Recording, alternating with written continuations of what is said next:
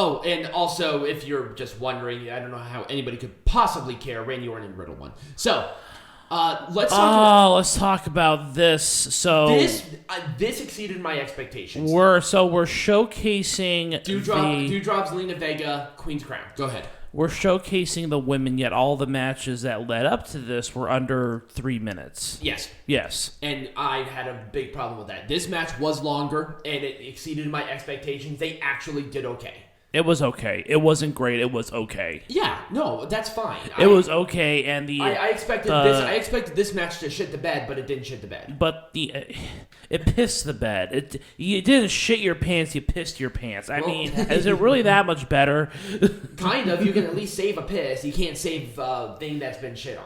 That's true. But anyways, now I was not a big fan of the winner of this match. Also, the irony of Zelina Vega, who left the company on really bad terms and called for unionization, deleted the tweets, came back, won this. She is so two-faced. It's amazing. Oh, yeah. She sold out. She totally sold out. Now, what I like about AEW is that they actually brought Andrade El Idolo and Malachi Black as a tag team now. The irony is not lost upon me. This is amazing. Oh, it's great. Oh, I'm so excited. But, I kind of assumed Zelina was going to win. I think Doudrop should have won, though. Yeah. I feel like that if it wasn't going to be Shayna Baszler, it had to have been Doudrop. Well, yeah, I don't know. I feel like they didn't do it with Shayna. I don't know why. I don't know why either. It doesn't really matter. It's a stupid fucking crown. A stupid idea from stupid creative. If they had at least for like a title, that's one thing. But they didn't. It's not. It's just for a stupid little crown. Zelina Vega won with her little code red that she's doing now. Like I said, it exceeded my expectations. But my expectations were not very high to begin with. No. It was passable. That's the best I can say. Yeah. All right. Peanut Gallery, let's make this shit majestic again. Oh, my God. All right. So with the Roman Reigns... We just talked about this. I kind of have an idea.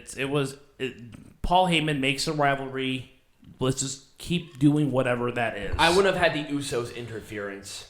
I would have just done something batshit like that. And without the Uso interference, it felt unnecessary. Oh, the Usos interfere. I forgot. I forgot that the Usos interfered. Yeah, they had the double super kick, and then that, I'm like, I feel like it would have been a little more impactful if the Usos were not involved. Yeah. Just personally speaking. Yep.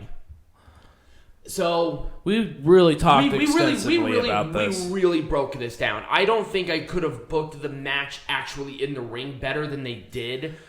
Just the winner difference. That's literally about it. Put it on a SmackDown person, please. Right. two people on Raw, going for the SmackDown Women's Champion. Again, I would have had a story difference. The match itself was good. I wouldn't have done anything differently. Maybe a little, Drew McIntyre aggression heel. That would have been kind of neat. Yeah, maybe so. Showing some of those tendencies. Right. Let's start maybe sprinkling in some Uzi turning heel soon, or because there are rumors going around that some superstars will be making some switches. Yep, and I think Drew McIntyre might be one of those guys that might do something like that. Right. And I feel like this would have been a great match to maybe integrate. How do people feel about maybe a Drew McIntyre heel turn? Mm-hmm. And I think that would have really added to the match. Because it's babyface. It's hard to really get into it. Right, it is. So that's just kind of what I would have done with it. But, overall it was fine. Yeah. I couldn't have booked this better. No, it was very well booked. It was very well booked. Yeah. WWE, wow. WWE actually booking something. Wow. That's weird as shit. I think we broke this down very adequately. We did, especially with that. Here's my thing, because I believe it just needed a few more elements to really make it a grudge match, right? And then maybe with the Hurt Business getting involved, I would have done that just a little bit differently. But other than that, I think we really broke this down really well to make this shit majestic again. Oh yeah. And honestly, give this like another month and it would have been really good. Right. Well, they did, but they had Goldberg. All right. Well, this was pretty boring. It was very uninspiring match. It was a very uninspiring tournament just in general. Right. Where was the specialty? Where was the emphasis on being the first Queen's Crown? Right. Unfortunately, here's the thing with Crown Jewel. They do this all the fucking time. Right. And they did it with the, what was that championship belt that Braun Strowman won? Oh, the greatest Royal Rumble thing. And then Braun Strowman was going to hold this belt and defend it at these shows. Right. Which would have been great. And we're like, wow, they actually have a belt. There's been money put into this. Right. The belt looked cool. Right. And it would have been really, really neat. But they didn't. And with the Queen's Crown, I hate saying this, but I feel like it's going to be the same exact thing. Yep, it's going to go the same path as the Turawick Trophy. Yep. The greatest Royal Rumble bullshit that they or had. the best in the world trophy. Yeah, the best tag team in the world trophy, like all of that. None of that is going to exist. The Queen's Crown is just another one of those. It's going to be another novelty. I don't want that to happen. If they really wanted to do this, push Zelina Vega to the moon and have her go for the title and make it look important. Make it seem like it's important. Obviously, that's what King of the Ring. But that's what made King of the Ring important. Right, was that the winner got the world title opportunity. Or they were pushed to the main event scene and they stayed there with Mabel, with Owen Hart, with Bret Hart, with all of these guys, with King Booker. With Steve Austin. With Steve Austin, yeah, exactly. They were pushed. And if they are going to do this right, it's the first one, so I'm going to give them the benefit of the doubt here. But I feel like it's going to go. Knowing WWE's stupid fucking track record, that's what's going to happen. Yeah, it's gonna go over like a wet fart in church. I would book Zelina Vega as the crazy queen and just have her run roughshod. Right. With like a little entourage of people. Right. And that would be cool. That would make that and feel make important. her win a fucking title too. Yeah, make her win the SmackDown. Because it would be nothing if that didn't happen. Right. It wouldn't amount to anything. Exactly. Give Zelina Vega that opportunity to show that fire, to show that intensity that we know that she can have. Right. And she could pull this off, and it would make this feel important. I mean, you got a spicy Latina here. Let's just make it And here's the tournament thing, and I think we're really emphasizing this because King of the Ring, they've already done well.